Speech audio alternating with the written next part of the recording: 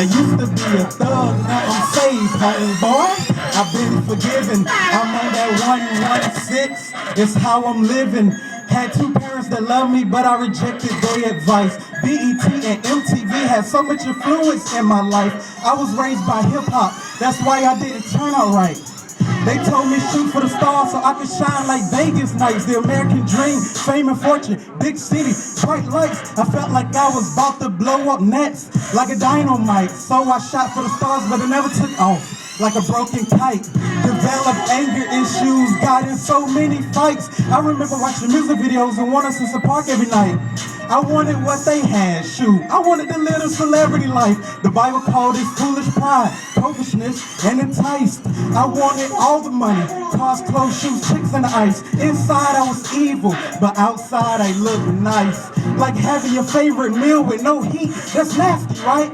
Or having your favorite drink in a dirty glass with no ice.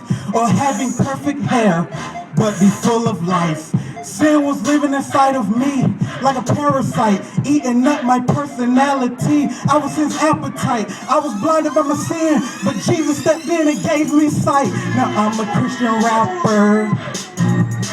I know it sounds like that secular stuff, but listen, here's the difference. Secular artists take rap music and misuse it.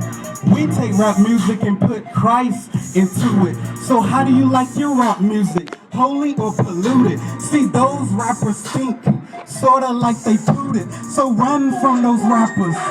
They got the cooties. They mind is not thinking straight. They mind is bougie. The world is a toilet. Don't you see? Everything in it going down like Dookie. Tomorrow's not promised today to you or me. If you die without Christ, hell will be the end of your movie. And trust me, the lake of fire is not a jacuzzi. Jesus Christ, King of King and Lord, truly. I'm trying to get your faith to bloom.